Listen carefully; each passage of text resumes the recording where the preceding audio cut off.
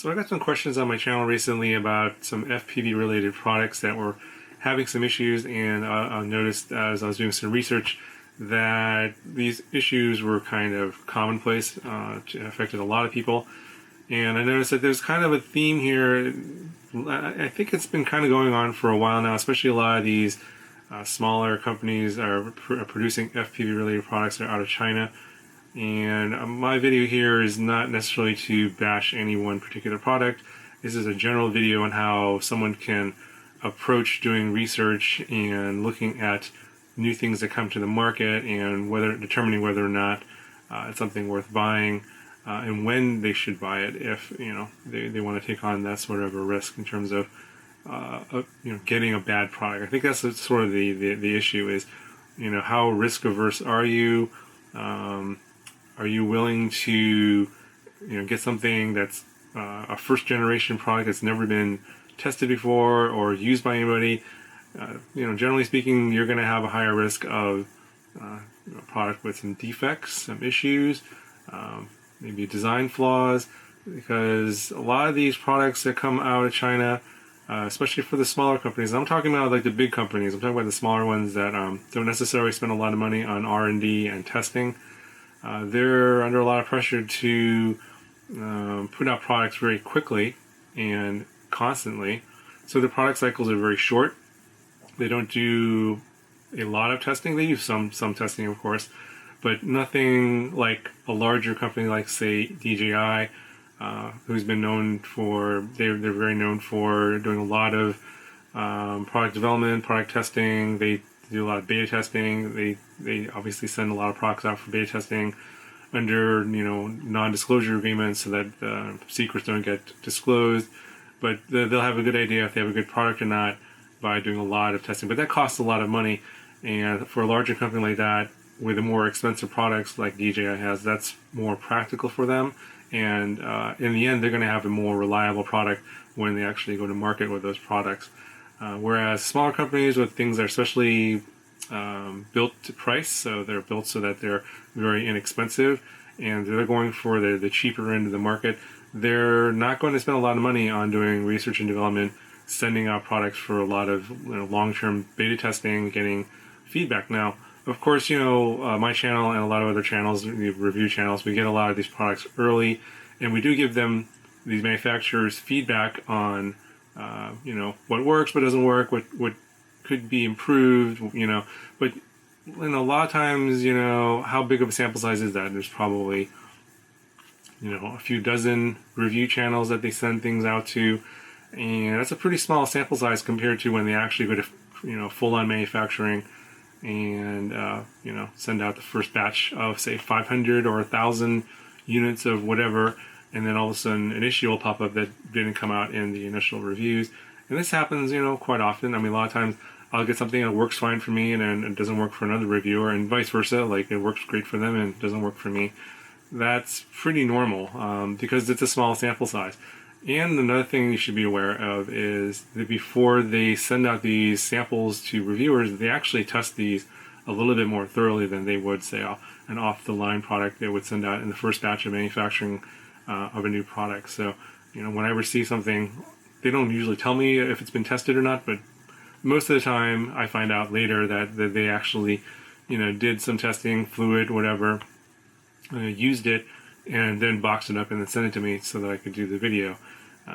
This isn't always the case. Sometimes they just pick up something off the manufacturing and send me, and sometimes I get things from the stores, like not necessarily directly from the manufacturer, like maybe from Banggood or some other store, and that of course is going to be more realistic in terms of something that's not cherry picked, I guess you could say, that it's not going to be tested beforehand. You have a better sense, well, this is what it looks like when it comes out of the box for a quote-unquote normal person that's just buying something regularly.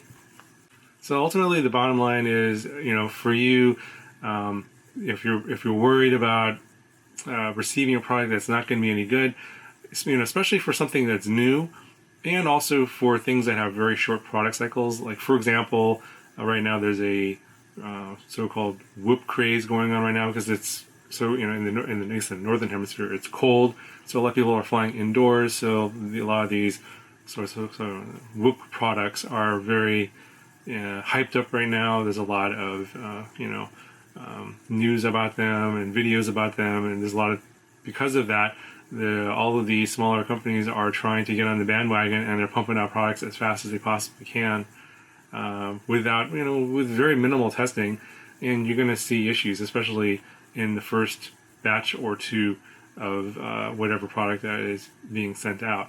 So if you see something brand new that no one's seen before, and no one has actually bought, and you've seen a few reviews, obviously you're going to see a few reviews initially, and then there's like this, oftentimes there's going to be a little bit of delay, maybe a couple weeks, a month before they actually hits the stores and then start shipping to you.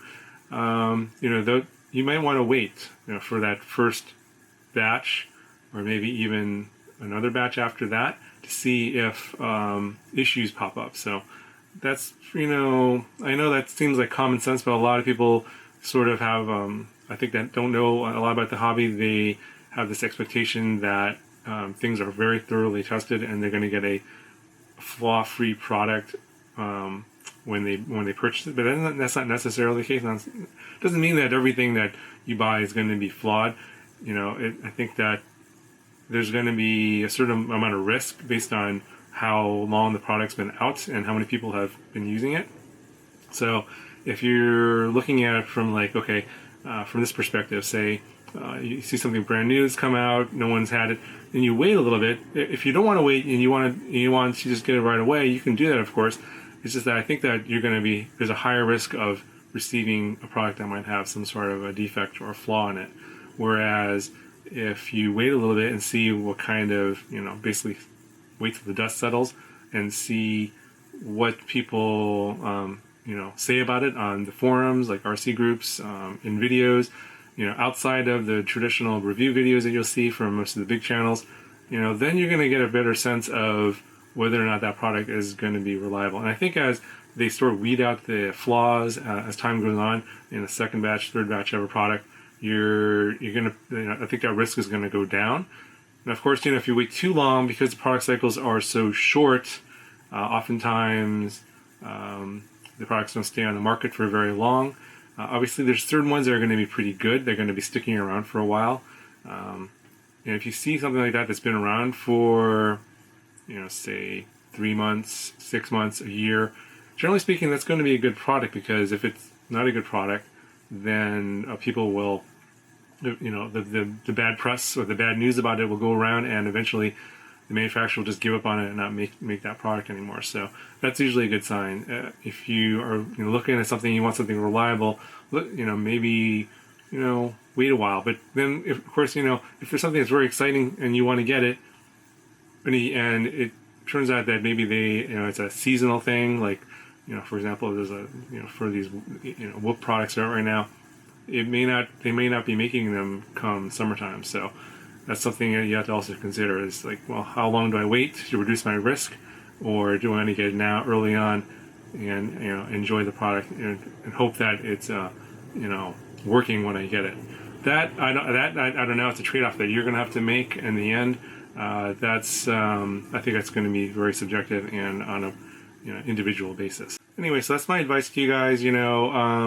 Ultimately, I think that if you're very risk averse and you really are worried about getting a product that's not going to be working, or even if you say, get a product that has a defect and the manufacturer just take care of you and sends you replacement parts, are you one of those types of people that can do the repairs?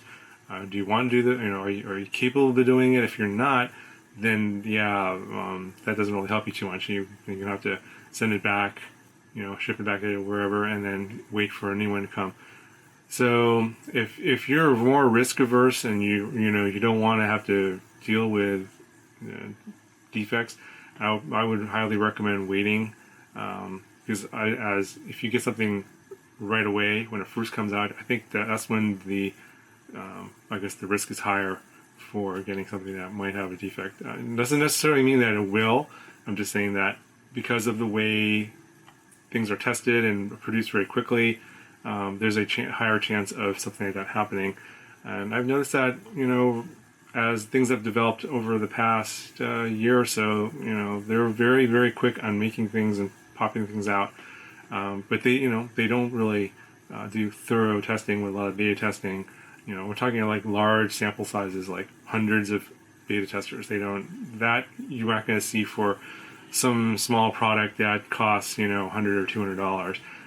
For something like a DJI product that costs $1,000 to $2,000, yeah, they're going to they're going to spend the money and do the proper beta testing. But for smaller, cheaper products that don't have a large profit margin, it's not practical for them to do that. In terms of in terms of business sense, it doesn't make any sense for them to do that because they're not going to make any money, and then they can just move on to the next product. So, especially with product cycles being so short and basically a lot of fads coming in and out, so you have products that are hyped up, and then the hype will die down, and then they're going to move on to something else because they're going to try and catch the next wave of whatever people are interested in. So that's my advice to you guys. I know that some of you guys are hoping that, there must be a way to still be able to get the newest stuff, but then be assured that it's going to be 100% functional.